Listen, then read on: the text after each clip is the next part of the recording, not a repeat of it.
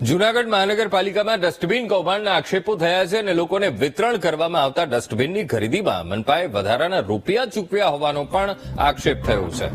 લોકેશ પોપટાણી નામના નાગરિકે આરોપ કર્યો છે કે જે ડસ્ટબિન માર્કેટમાં 145 રૂપિયાના ભાવે મળે છે એ જ ડસ્ટબિનના મનપાએ 170 રૂપિયા ચૂકવ્યા છે અને 2 લાખ ડસ્ટબિનની ખરીદી કરી છે। તો કોંગ્રેસ નેતાએ પણ તંત્ર સામે પ્રહારો કરવામાં કંઈ પણ બાકી નથી રાખ્યું। કોંગ્રેસ શહેર પ્રમુખ મનોજ જોશીએ કહ્યું કે મનપા ઊંચા ભાવે ટેન્ડર બહાર પાડે છે અને જેનો આ એજન્સીઓ લાભ ઉઠાવે છે। જે તે એજન્સીઓને લાભ અપાવવા માટે અધિકારીએ આ કૌભાંડ કરતા હોવાનો તેમણે આક્ષેપ લગાવ્યો છે।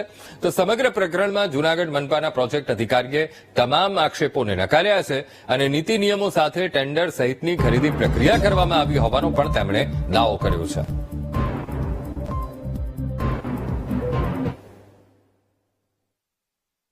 આ ડસ્ટબિનની ટેન્ડર કોસ્ટ પ્રમાણે 170 રૂપિયા જેટલો ઊંચો ભાવ મંજૂર કરવામાં આવેલો, જે હકીકતમાં એની બજાર કિંમત 125 થી 135 ની વચ્ચે છે।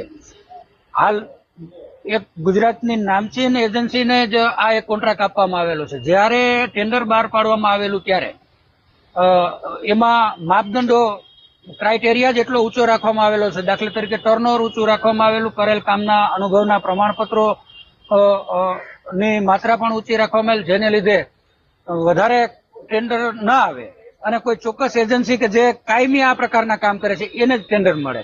જો ટર્નઓવરની માત્રા ઓછી રાખવામાં આવે તો તંદુરસ્ત હરીફાઈ થાય। જેમ વધારે કોન્ટ્રાક્ટરો ટેન્ડર નાખે એમ એજન્સીને રેટ પણ કોમ્પિટિશન પણ વધવાની, રેટ પણ સરકારને ઓછા ભરવા પડે, ચૂકવવા પડે।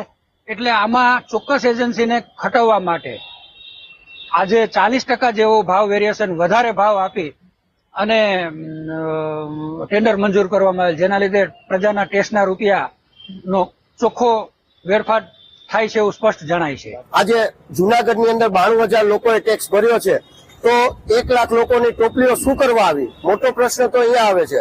જયારે 92 લાખ લોકો ટેક્સ ભરે છે તો એક જણાની 2 ટોપલી પ્રમાણે 2 લાખ ટોપલીઓ કઈ રીતે થાય છે? જે બજારની જેની કિંમત 140 રૂપિયા રિટેલની અંદર છે, ઓનલાઈન જયારે આપણે જોઈએ છીએ તો તેની કિંમત 140 બતાડે છે, તો હોલસેલના ભાવ તેનો 120-25 હોવો જોઈએ।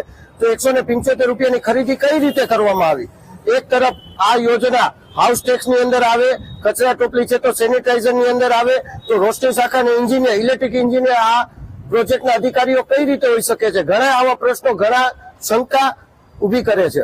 મિલકત ધારકો એટલે કે અંદાજિત 1 લાખ લોકોને ઘરે ઘરે 2